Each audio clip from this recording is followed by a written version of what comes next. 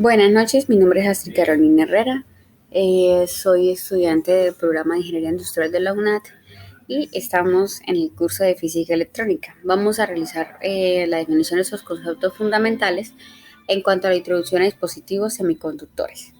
Entonces iniciamos con el primer concepto, periodo, frecuencia, fase y amplitud de señal de corriente alterna. El periodo es el tiempo que tarda la onda en realizar un ciclo, ¿sí? Esto se mide en segundos o en milisegundos. La frecuencia es el número de ciclos completos por unidad de tiempo. Entonces, ¿qué quiere decir? Que es la inversa del periodo y se mide en hercios. Entonces, un hercio es un ciclo por segundo. Por ejemplo, la tensión de red de las casas tiene una frecuencia de 50 hercios y un periodo de un ciclo por 50 segundos, ¿sí? Fácil. La fase se utiliza mucho para describir el desfase que hay entre unas tensiones o intensidades y otras. El desfase entre dos ondas es la diferencia de fase que existe entre ellas. Y la amplitud de señal alterna es el máximo valor alcanzado, la amplitud en cualquier dirección. Por tanto, se mide en voltios o en amperios. El siguiente concepto viene siendo valor medio y valor eficaz, o lo que llamamos RMS, que es raíz por metros cuadrados.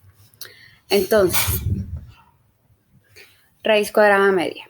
Entonces, el valor medio va desde el punto de vista matemático en la integral de una determinada señal en un periodo dividido sobre el mismo periodo, ¿sí? Como lo podemos ver en la ecuación. Y el valor eficaz, ¿sí? O esa raíz cuadrada media de una señal periódica de voltaje o de corriente es aquel que produce la misma potencia media que una señal de corriente continua sobre esa carga resistiva.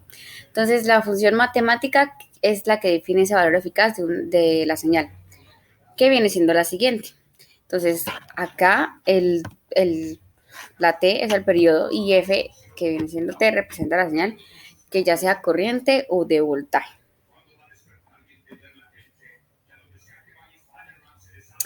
La zona Zener de un diodo, entonces el Zener consiste en un semiconductor diseñado para conocer la dirección inversa cuando se alcanza un determinado voltaje específico. Entonces es conocido como tensión Zener. Una vez alcanzada esa tensión Zener, los terminales del Zener no varían, permanecen constantes aunque aumente la tensión de esa alimentación que tenga. La corriente de fuga inversa. Entonces, esta es la pequeña corriente que circula por la superficie del dodo. Ver polarización inversa. ¿Qué es polarización inversa? Entonces, esta se produce cuando se aplica un voltaje a través de la célula solar de tal manera que el campo eléctrico formado por la unión, que viene siendo representado por Pn, se incrementa. Entonces, la corriente de difusión disminuye. Entonces, volvemos al concepto de corriente de fuga inversa. Esta corriente es función de la tensión aplicada al diodo, con lo que al aumentar la tensión, aumenta la corriente superficial fugas. Y por último, vamos con la pregunta problematizadora. ¿Por qué se prefiere la corriente alterna a la corriente continua para transmisión de corriente eléctrica entre estaciones y puntos domiciliarios? Sí, es algo muy común. Entonces, bueno, vamos a ver por qué. La corriente alterna se prefiere sobre la corriente continua para la transmisión de electricidad a largas distancias en aplicaciones domiciliarias por muchas razones.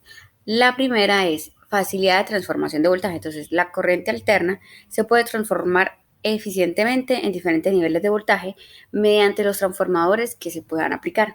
Entonces, esto facilita la transmisión de alta tensión y reduce las pérdidas de energía en la línea de transmisión. Otra razón es menores pérdidas de transmisión.